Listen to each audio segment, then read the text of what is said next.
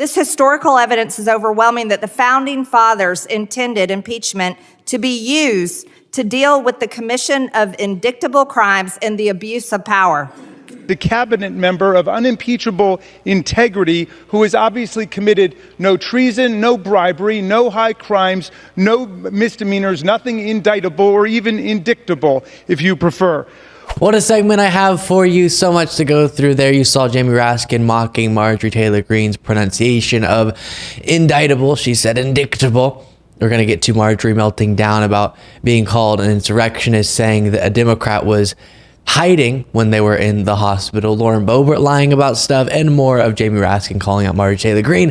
Lots to go through. I'll try to do so as efficiently as possible. Let's start with Marjorie Greene's no good, very bad day.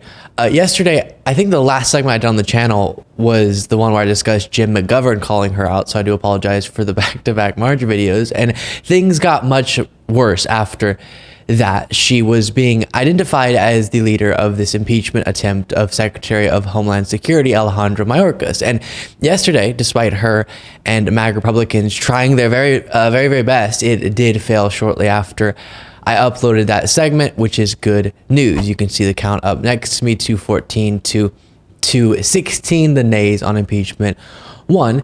And before getting to Marjorie's insane and humiliating press conference, I'll remind you that Republicans were trying to impeach Alejandro Mayorkas over his handling of the border vaguely, even though there was no impeachable offense. And Mayorkas right now is trying to address the problem. He's been a part of these bipartisan border deal negotiations. Who's not a part of those discussions? Republicans in the House obstructing this border deal that now seems dead based on the opposition of MAGA Republicans. They want to hurt Biden politically. That's the priority. And thus, it's likely going to die, as we've been talking about a ton. With that being said, after Marjorie's defeat on that, she joined Matt Gaetz's and other MAGA Republicans advocating for this resolution that's Matt Gaetz's that would say Trump is not an insurrectionist. Hard at work in Congress. And here was her unhinged rant on that subject.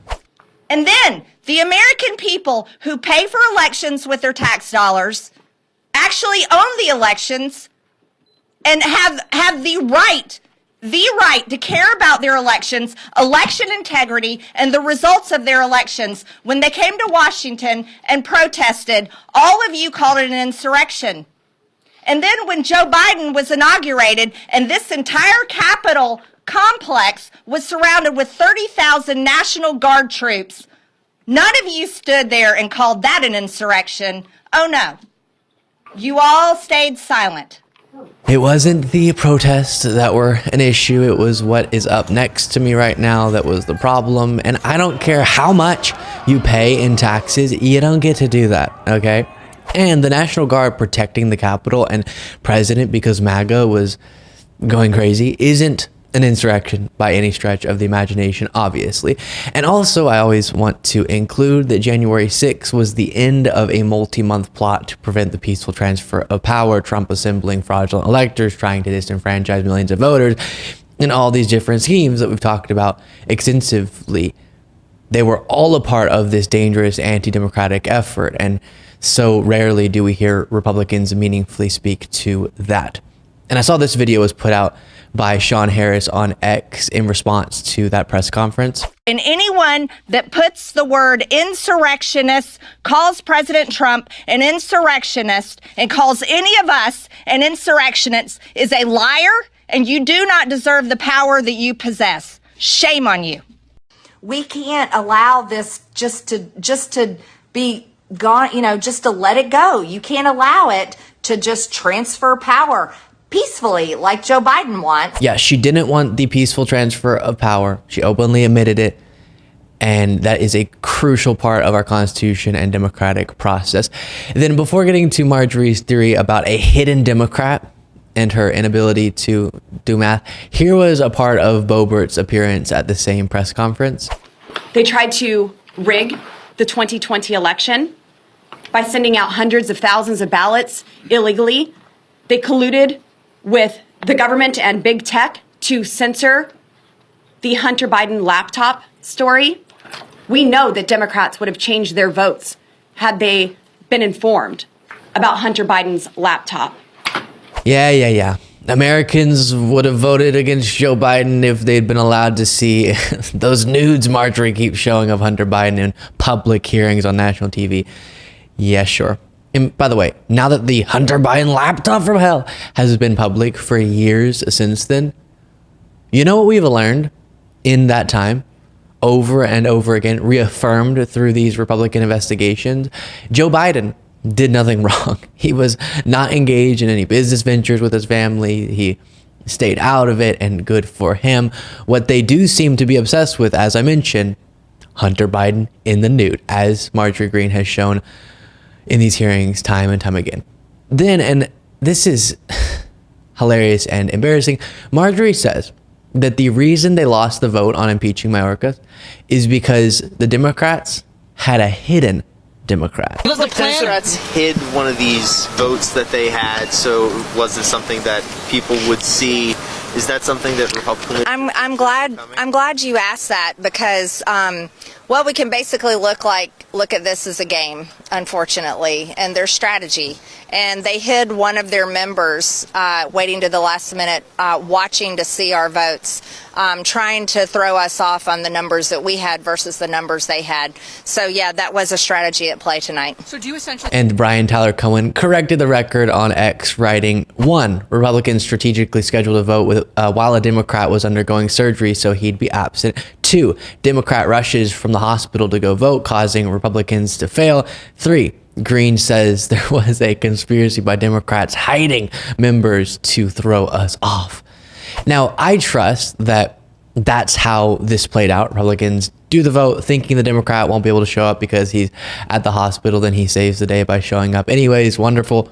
But even if Marjorie Greene's conspiracy theory were true, I'd love it. If Democrats were like, yeah, no, he's in a surgery, he probably won't get here, just to get Marjorie's hopes up, and then he gets brought in at the last moment. Epic.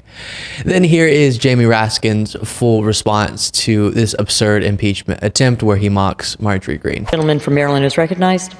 Thank you, Madam Speaker. Mr. Chairman, we're here because the madcap wild goose chase to impeach Joe Biden has produced no wild geese. Even Fox News is lampooning the fact that their own expert witnesses repeatedly say President Biden did nothing wrong and there are no grounds for impeachment. More than a dozen GOP members in Biden majority districts don't want to go anywhere near that fantasy production. So the Trump-Putin mega faction, headed up by the distinguished gentlelady from Georgia, has been given this worthless trinket of a consolation prize, the opportunity to bring a slapstick impeachment drive against a cabinet member of unimpeachable integrity who has obviously committed no treason, no bribery, no high crimes, no misdemeanors, nothing indictable or even indictable, if you prefer. Jamie Raskin is wonderful. And I'll say it again, like I've said so many times in the past, the modern Republican Party is not serious about governing. They're not serious about achieving things that will uplift those they serve. They're serious about political attacks, attention, cynical stunts that serve one thing and one thing only, and that's themselves. And I'm sick of it. Here's more of Jamie Raskin. During some of her heckling of our colleagues, the gentlelady from Georgia described the January 6th insurrectionists, who I know are close to her heart, as political prisoners and as hostages. I'm sorry, the Proud Boys are not political prisoners like Nelson Mandela or Alexander Solzhenitsyn.